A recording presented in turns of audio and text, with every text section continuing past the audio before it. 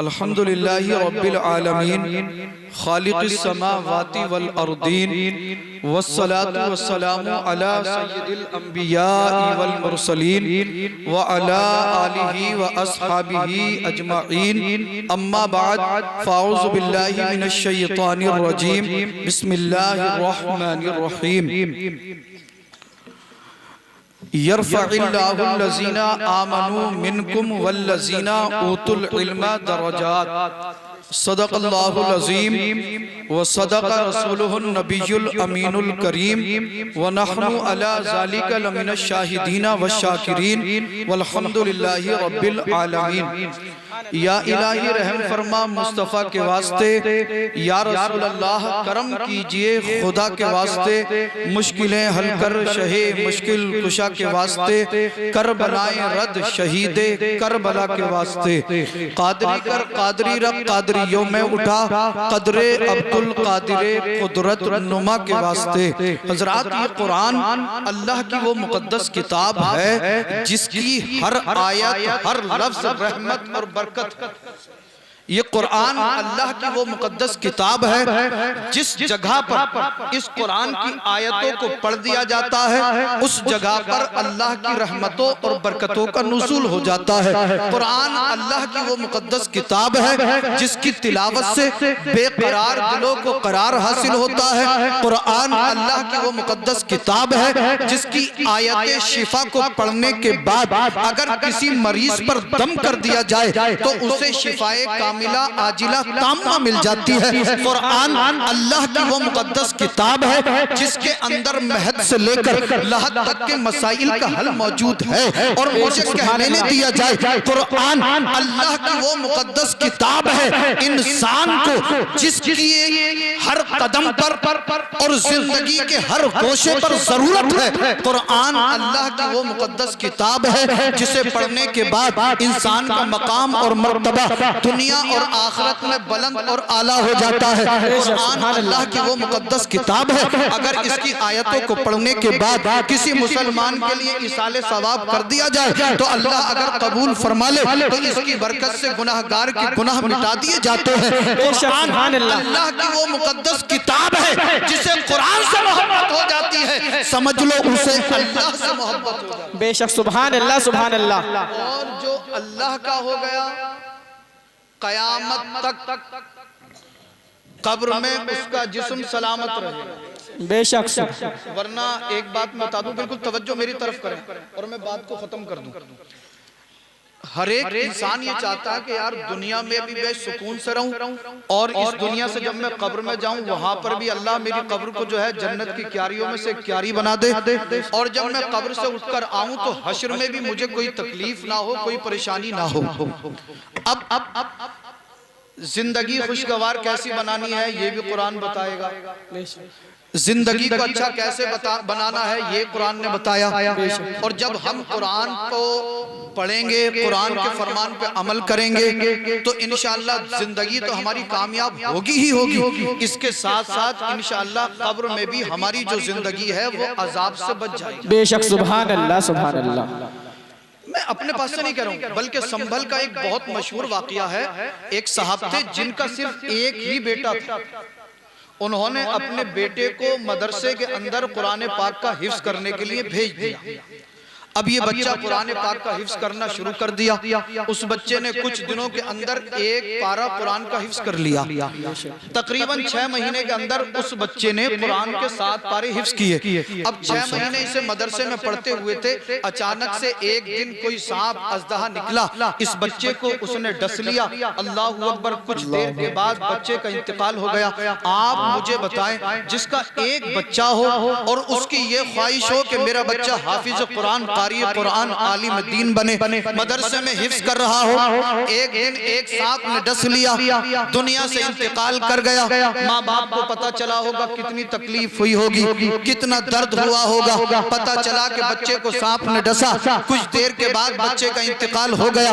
बाप ने पढ़ा इन्ना लिल्लाहि व इन्ना इलैहि राजिऊन, माँ ने पढ़ा इन्ना लिल्लाहि व इन्ना इलैहि राजिऊन। अब इसका वालिद भी कोई आम इंसान नहीं था जिसके बच्चे को मदरसे मदरसे के अंदर सांप ने डस लिया था। अल्लाह अकबर कबीरा। संभल के लोग बताते हैं कि जब उस शख्स को पता चला कि उसके बेटे को मदरसे के अंदर एक सांप ने, एक अजदहे ने डस लिया है और उसके बच्चे का इंतकाल हो गया है, मस्जिद में पहुंचा, वुजू किया, नमाज अदा की, रब की बारगाह में पेशानी को झुका दिया, अर्ज करता है मौला बारे इलाह खालिक कायनात मालिक कायनात, तेरा करम है, तेरा एहसान है, मौला तूने बेटा अता किया था, ले लिया, मुझे इस पर कोई शिकवा नहीं है, कोई शिकायत नहीं है, मौला तेरी अमानत थी, तूने ले ली, तेरा करम है, तेरा फजल है, मगर मौला मेरी तमन्ना एक थी, जब तूने बेटा दिया था मैंने तुझसे दुआ की थी मेरे बेटे को हाफिज कुरान बनाना,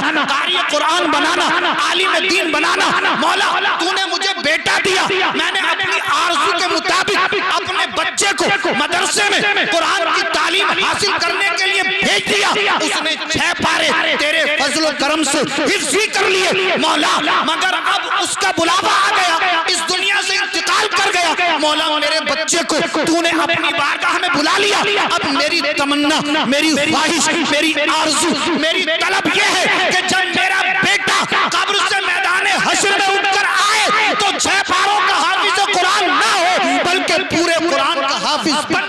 सुभान अल्लाह, सुभान अल्लाह। नारे तकबीर, नारे रिसालत, मसलके आला हजरत, जश्न गौसुल वरा, उलमाए अहले सुन्नत, जश्न दस्तारबंदी, सैयद रिजवान मियां रामपुरी, नारे तकबीर, नारे रिसालत। हर इंसान की बहुत सारी ख्वाहिशात होती हैं, हर एक इंसान की तमन्नाएं होती हैं, बच्चे तवल्लुद होते हैं, पैदा होते हैं, माँ बाप कहते हैं कि हम बच्चे को इंजीनियर बनाएंगे, डॉक्टर बनाएंगे या वकील बनाएंगे, दुनियावी कोई डिग्री दिलाएंगे, जितनी डिग्रियां हैं सब अपने बच्चों को दिलाइए, मगर सबसे ज्यादा खुशकिस्मत दुनिया के अंदर वो लोग हैं जिनके बच्चों ने अल्लाह के मुकद्दस कुरान को हिफ्ज़ किया है। दुनिया के अंदर अजमत वाले लोग वो हैं जिनके बच्चों ने इस अल्लाह की मुकद्दस किताब को अपने सीने में जज्ब कर लिया है। दुनिया के अंदर मकाम, मर्तबा, इज्जत और अजमत यकीनन उसके लिए है जिसका बेटा हाफिज कुरान हो। अल्लाहु अकबर। और ये वो हाफिज कुरान है जिनके बारे में सरकार इरशाद फरमाते हैं कि अगर कोई मोमिन या मोमिन का बच्चा इस कुरान को हिफ्ज़ कर ले और हिफ्ज़ करने के बाद इसके हराम को हराम और हलाल को हलाल जाने तो अल्लाह ताला इस हाफिज कुरान को ये मकाम, ये मर्तबा, ये शान अता फरमाता है। जिस रास्ते से गुजरता है अल्लाह की रहमतों का नुज़ूल हो जाता है, और अगर कब्रिस्तान में चला जाए तो अल्लाह इसकी बरकत से कब्रिस्तान से अज़ाब को उठा ले। बेशक। सुभान अल्लाह, सुभान अल्लाह, सुभान अल्लाह, सुभान अल्लाह। बताइए आपके सामने ये छोटे से हाफिज मोहम्मद रिहान साहब यहाँ पर बैठे हुए हैं, आपको देखने में छोटे जरूर महसूस हो रहे हैं, मगर अल्लाह ने इन्हें इस मकाम पर, इस मनसब पर, इस मर्तबे पर फाइज फरमा दिया है कि अगर अब इनके दादा भी इन्हें नाम लेकर बुलाएंगे तो गुनहगार होंगे। क्यों हजरत? जी हक बात। अगर इनके वालिद साहब इन्हें नाम लेकर बुलाएं तो ये अच्छा नहीं होगा, अदब के खिलाफ होगा। वालिदा भी नाम लेकर बुलाएं तो अदब के खिलाफ होगा। और अब आप देखिए इनका मकाम और मर्तबा ये है, जब इन्होंने कुरान को हिफ्ज़ कर लिया अल्लाह ने इन्हें ये मकाम, ये मर्तबा दे दिया। अल्लाहु अकबर। दुनिया में रहेंगे, कुरान पढ़ते रहेंगे, दुनिया से जाएंगे तो अल्लाह ताला हर हाफिज कुरान को ये सआदत बख्शे कि उसकी ज़बान पर अल्लाह के मुकद्दस कुरान की आयतें हो और उसके जिस्म से उसकी रूह निकल रही हो। ये कुरान वो कुरान है जिसकी तिलावत से इंसान को करार हासिल होता है। ये कुरान वो कुरान है जो दुनिया में इंसान को इज्जत, मकाम और मर्तबा दिलाता है। यही कुरान जब इंसान कब्र में जाएगा और ये कुरान का पढ़ने वाला होगा, कुरान का मानने वाला होगा, कुरान से मोहब्बत करने वाला होगा, तो अल्लाह का अजाब इस हाफिज कुरान की कब्र में अगर गुनाहों के सबब से आएगा भी तो बाज़ रिवायतों से पता ये चलता है कि अल्लाहु अकबर, अज़ाब जब इसकी कब्र में आएगा कुरान अल्लाह की बारगाह में अर्ज करेगा, ए मौला ये वो हाफिज कुरान है जब रात की तारीकी में तमाम दुनिया वाले अपने बिस्तरों में आराम से सोते थे, ये रातों को जागकर तेरे कुरान की तिलावत करते। बेशक सुभान अल्लाह सुभान अल्लाह सुभान अल्लाह सुभान। अब रमजान का वक्त आने वाला, रमजान का महीना करीब है। आप देखेंगे तमाम लोग आराम से इधर उधर घूमते फिरते होंगे। नौजवानों की तो हालत ये है, बड़े बड़े फोन सबके पास हैं, एक दो मूवी जब तक देखते नहीं है इन्हें नींद नहीं आती। हमारी बहनों के पास, जिनके पास बड़े मोबाइल है, एक दो सीरियल रात को जब तक ये ना देख लें तो इन्हें भी नींद नहीं आती है। सीरियल देख लेंगे, हीरोइन को सीरियल के अंदर जैसे कपड़े पहने हुए देखा वैसा ही सूट इन्हें भी चाहिए। अब जैसा जेवर पहने हुए देखा वैसा जेवर इन्हें भी चाहिए। कितना अच्छा होता बड़ा मोबाइल आपके पास होता और इस मोबाइल में आप जो थी यूट्यूब पर जाकर नूरानी कायदा पढ़ती, नूरानी कायदे से आपको कुरान पढ़ना आ जाता। कुरान जब पढ़ना आता आप कुरान की तिलावत करने वाली बन जाती। एक बात और वाज़ेह कर दूं, बात बहुत तवील नहीं होगी, ज्यादा लंबी गुफ्तगू नहीं होगी, बस बिल्कुल वक्त करीब है। अब हाफिज मोहम्मद रिहान साहब के सरे अक़दस पर जो है वो दस्तार बांध दी जाएगी। हजरात, मैं आपको समझाना ये चाहता हूँ, हम सब एक एक लम्हा मौत के करीब होते चले जा रहे हैं। वो वक्त दूर नहीं है कि एक दिन मुझे और आपको मौत आ जाएगी, हम सब मौत के आगोश में चले जाएंगे।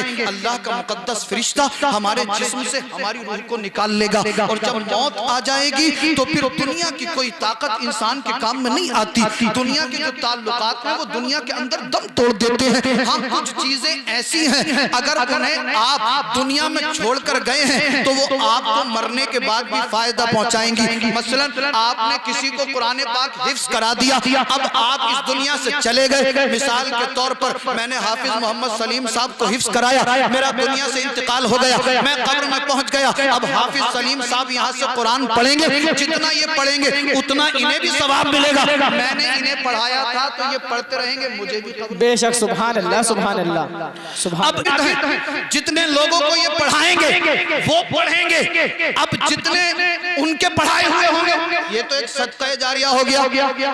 मैंने इन्हें पढ़ाया, इनके साथ 10 लड़कों को पढ़ा दिया, अब 10 लड़के 100 को पढ़ाएंगे, 100 1000 को पढ़ाएंगे, 1000 2000 10,000 20,000 को पढ़ाएंगे।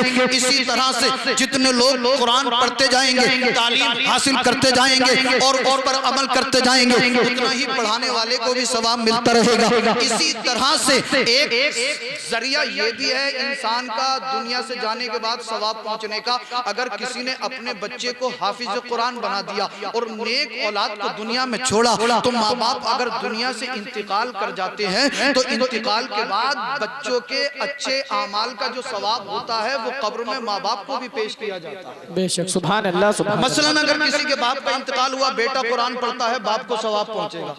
मगर हमें तो इतनी तौफीक ही कब होती है, बाज के वालिद तो गुजरे हुए 2-2 4-4 साल हो गए होंगे, कब्र पर ही जाके नहीं झांका होगा जी। इसे तो दुनियावी मामला से ही फुर्सत नहीं है, एक दूसरे की बुराई करने से फुर्सत नहीं, एक दूसरे की टांग खींचने से फुर्सत नहीं, एक दूसरे को गालियां देने से फुर्सत नहीं, एक दूसरे की चुगली करने से फुर्सत नहीं, एक दूसरे की खामियां तलाश करने से फुर्सत नहीं। मैं कहता हूँ ए मेरे भाइयों, तुम्हें अल्लाह और उसके रसूल का वास्ता, जो जिस तरह का गुनाह कर रहा है गुनाह से तौबा करे, अल्लाह का खौफ अपने दिल में बसाए और जितना ज्यादा हो सके अल्लाह की इबादत करे, अल्लाह की बंदगी करे, खुद भी कुरान पढ़े, अपने बच्चों को भी कुरान पढ़ाए। आज हाफिज मोहम्मद रिहान साहब आपके सामने बैठे हैं, अल्हम्दुलिल्लाह जब ये कुरान पढ़ेंगे और बच्चों को कुरान पढ़ाएंगे तो इंशाअल्लाह आप देखना अल्लाह इन्हें दुनिया में भी इज्जत और मकाम और मर्तबा अता फरमाएगा। और जब ये मैदान हश्र में आएंगे तो ये जब इनके माँ बाप हश्र के मैदान में आएंगे तो उनके सर पर एक ऐसा ताज रखा हुआ होगा जिसमें गालिबन 9 लाख मोती लगे हुए होंगे और एक मोती की कीमत इतनी होगी कि पूरी दुनिया मिलकर अगर उस मोती की कीमत अदा करनी चाहे तो नहीं कर सकती। आज लोग कहते हैं साहब फला का बेटा जो है वकील बन गया, कामयाब हो गया, फला का बेटा जज की कुर्सी पर फाइज हो गया, कामयाब हो गया। लोग कहते हैं फला का बेटा डॉक्टर बन गया, कामयाब हो गया। लोग कहते हैं फला का बेटा इंजीनियर हो गया, कामयाब हो गया। आज आप दुनिया में कुछ भी कह लें, आज लोग चाहे भले से कह रहे हो जिसका बेटा डॉक्टर है कामयाब है, जिसका बेटा इंजीनियर है कामयाब है, जिसका बेटा मजिस्ट्रेट है कामयाब है, जिसका बेटा इंजीनियर है कामयाब है। मगर एक दिन ऐसा आएगा लोग ये कहने पर मजबूर हो जाएंगे कि जिसका बेटा हाफिज कुरान है आज वो कामयाब हो गया। वो दिन कौन सा होगा? वो दिन वो होगा जिस दिन नफ्सी नफ्सी का आलम होगा, कोई किसी का पुरसाने हाल ना होगा, कोई किसी का यारो मददगार ना होगा, कोई किसी का परेशान हाल कोई हो, कोई इंसान किसी के काम ना आएगा। ऐसे वक्त में जब हाफिज रिहान साहब की वालिदा और वालिद मैदान हशर में आएंगे तो लोग कहेंगे, ए लोगों देखो ये कामयाब हो गए, इसलिए कि अल्लाह ताला ने इनके सर पर ऐसा ताज रख दिया है कि लोग ये सोच रहे हैं काश हमने भी दुनिया के अंदर अपने बेटे को हाफिज कुरान बनाया होता तो आज हमें भी ये मकाम और मर्तबा मिल जाए। सुभान अल्लाह, सुभान अल्लाह। नारे तकबीर, नारे रिसालत, मसलके आला हजरत, जश्न गौसुल वरा, उलमाए अहले सुन्नत, जश्न दस्तार बंदी सैयद रिजवान मियां रामपुरी। नारे तकबीर, नारे रिसालत। सुभान अल्लाह, सुभान अल्लाह। एक चीज और, कहना बहुत आसान है मगर अमल करना बहुत मुश्किल होता है। अच्छा, कोई अगर हाफिज कुरान ना बन सके, कारी कुरान ना बन सके तो कम अज कम वो इनसे मोहब्बत जरूर करे, इनसे मोहब्बत जरूर करे, क्योंकि सरकार फरमाते हैं जब हशर का दिन होगा, नफ्सी नफ्सी का आलम होगा, कोई किसी का पुरसाने हाल ना होगा, तो जहन्नमियों को एक तरफ और जन्नतियों को एक तरफ कर दिया जाएगा। अचानक एक जहन्नमी लाइन वाले में से जहन्नमी शख्स की निगाह एक आलिम रब्बानी पर पड़ेगी और कहेगा, हजरत आपने मुझे पहचाना? आलिम साहब कहेंगे, यार कहीं देखा तो है लेकिन पहचान नहीं पा रहा हूँ। कहेगा, आलिम साहब आप फला बस्ती में गए थे।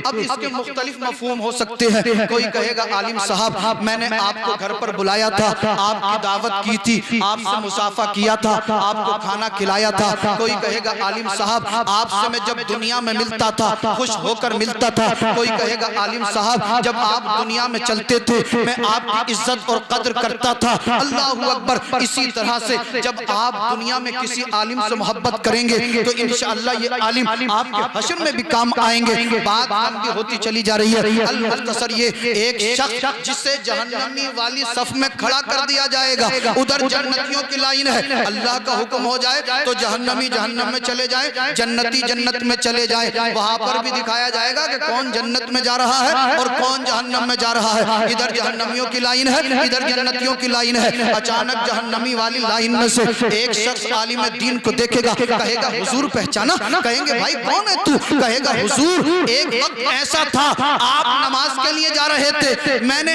आपको वुजू के लिए पानी ला कर दिया था, मैंने आपको नमाज के लिए वुजू कराया था, मैं दुनिया में आपसे मोहब्बत करता था। आलिम साहब कहेंगे, आज क्या चाहता है? कहता है, हुजूर देख नहीं रहे हो आप जन्नती वाली लाइन में हो, मैं जहन्नमियों की लाइन में हूँ। अल्लाह से दुआ कीजिए कि अल्लाह मुझे आपका कुर्ब दे दे, अल्लाह मुझे आपके सदके जन्नती बना दे। ये आलिम दीन रब की बारगाह में अर्ज करेगा, बारे इलाह परवरदिगारे आलम खालिक कायनात मालिक कायनात, अगर चाहिए तेरा बंदा गुनहगार है, इसके गुनाह बहुत ज्यादा है, मगर मौला इसने दुनिया के अंदर एक जन्नती को, एक हाफिज कुरान को मोहब्बत के साथ वुजू कराया था। मौला आज तो इसके गुनाहों को माफ कर। बेशक। सुभान अल्लाह, सुभान अल्लाह, सुभान अल्लाह, सुभान अल्लाह। को ये गवारा ना होगा जिसके लिए हाफिज कुरान, कारी कुरान, आलिम दीन दुआ कर रहा हो, उसकी दुआ को रद्द नहीं किया जाएगा। रब फरमाएगा, ए आलिम दीन मैंने तेरी दुआ के सदके में इसके गुनाहों को बख्श दिया है और मैंने इसे जहन्नमी से जन्नती बना दिया है। इसलिए आपको बस यही पैगाम देना है कि आप खुद भी कुरान पढ़ें, अपने बच्चों को भी कुरान पढ़ाएं, खुद भी हाफिज कुरान बनने की कोशिश करें,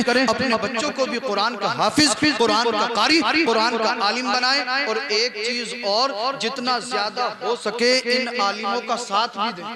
बेशक, बेशक, बेशक। इन आलिमों का साथ दें। जब मैं यहाँ पर था तो डीजे बजना बंद हो गया था।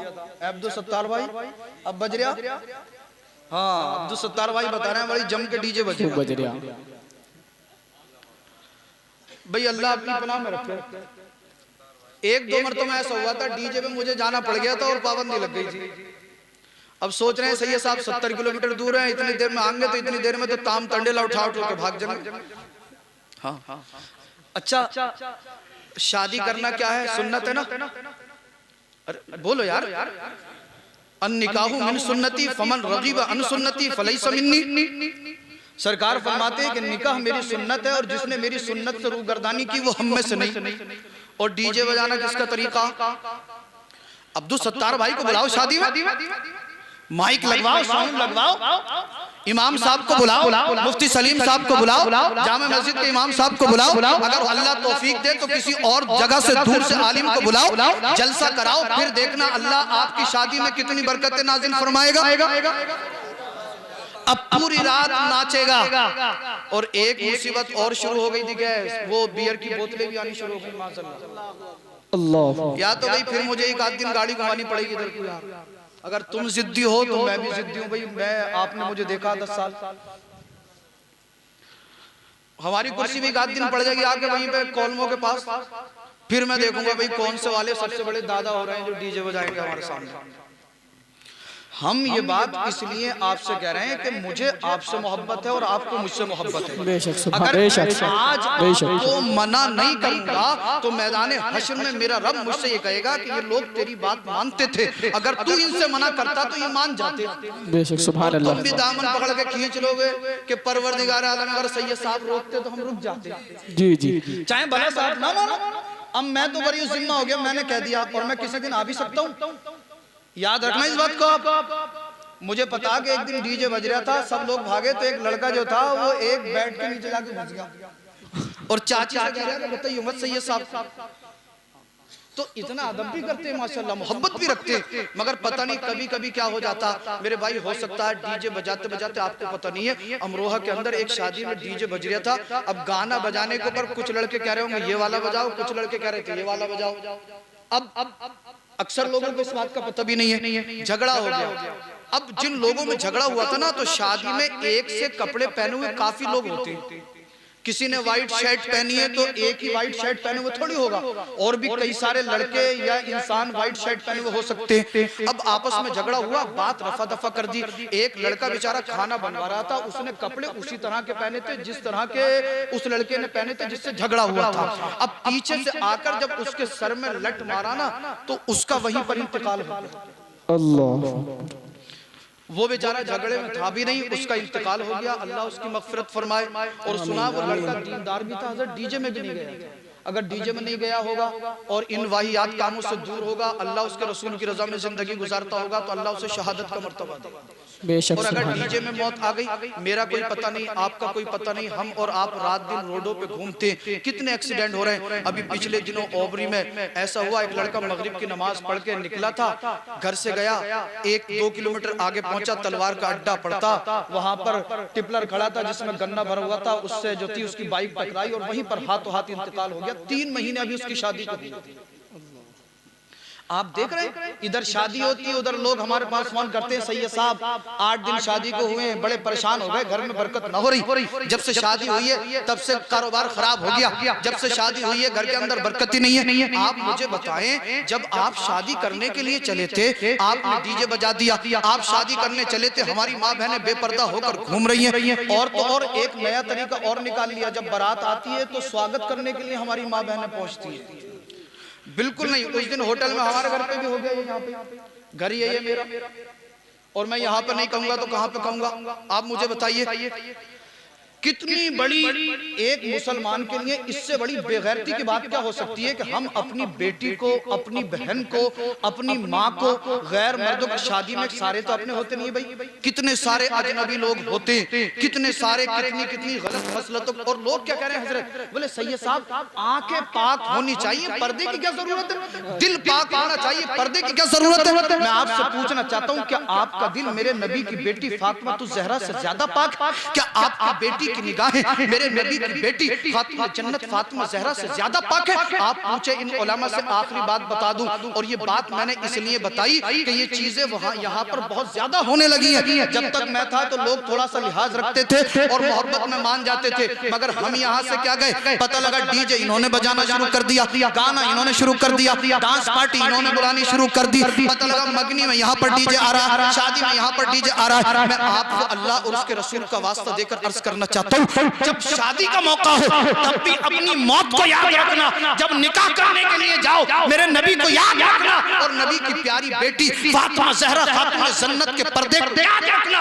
वो खातून जन्नत जो 3-3 दिन रोजा रखती थी, न सहरी में कुछ खाती न इफ्तार में कुछ खाती, और जिनके पर्दे का आलम ये, सरकार अपनी बेटी खातून जन्नत फातिमा ज़हरा के घर तशरीफ ले गए। दस्तक दी, अंदर से आवाज आई, कौन? फरमाया फातिमा मैं तेरे बाबा मुस्तफा हूँ। खातून जन्नत ने कहा बाबा जान घर के अंदर आ जाइए। सरकार ने फरमाया बेटी फातिमा मेरे साथ मेरे एक और साथी है, मेरे सहाबी है, मेरे दोस्त हैं, तुम अपने आप को पर्दे में कर लो। खातून जन्नत काफी देर हो गई, अंदर से आवाज नहीं आई। सरकार ने फरमाया बेटी क्या हुआ? अर्ज करती है बाबा जान एक चादर मेरे पास है, चेहरा ढकती हूँ, पैर की तरफ से जिस्म खुल जाता है, पैर की तरफ से पर्दा करती हूँ, चेहरे की तरफ से अल्लाह अकबर जिस्म खुल जाता है। सरकार ने अपने कांधे मुबारक से चादर उतारकर अपनी बेटी को दी। खातून जन्नत ने उन दोनों चादरों से अपने जिस्म को लपेटा। आप मुझे बताएं मेरे नबी की वो मुकद्दस बेटी जिसके सदके में अल्लाह ने कायनात की बेटियों को इज्जत और मकाम अता फरमाया, खातून जन्नत का ये मकाम जो जन्नती औरतों की सरदारा है उनके पर्दे का ये मकाम। आप कहते हैं कि सैयद साहब निगाह साफ होनी चाहिए, निगाह सही होनी चाहिए, पर्दे की क्या जरूरत है, दिल पाक होना चाहिए, पर्दे की क्या जरूरत है? आप मुझे बताएं क्या किसी की बहन, क्या किसी की बेटी का दिल मेरे नबी की बेटी से ज्यादा पाक हो सकता है? क्या आपकी बहन की निगाह मेरे नबी की बेटी खातून जन्नत फातिमा ज़हरा से ज्यादा पाक हो सकती है? हरगिज़ नहीं, बल्कि तमाम पाकीज़ा औरतों की पाकीज़गी एक तरफ और मेरे नबी की बेटी खातून जन्नत फातिमा ज़हरा की तहारत। बेशक सुभान अल्लाह सुभान अल्लाह सुभान अल्लाह सुभान अल्लाह। अगर इस तरह की खुराफातें शादियों में होंगी तो तबाह और बर्बादी के अलावा कुछ नहीं है। घर की बरकत खत्म हो जाएगी, बीमारियां घरों में जन्म ले लेंगी। लिहाजा आप लोग इन खुराफातों को खत्म करें। और अब वक्त है कि आप हाफिज मोहम्मद रिहान साहब के सर पर जो है दस्तारबंदी रखी जाएगी। सब लोग इनसे मुसाफा भी करें और इन्हें अपनी दुआओं से भी नवाजें और दुआ करें कि अल्लाह इन्हें नजरे बद से बचाए और अल्लाह इन्हें और ज्यादा कामयाबी और कामरानियत अता फरमाए।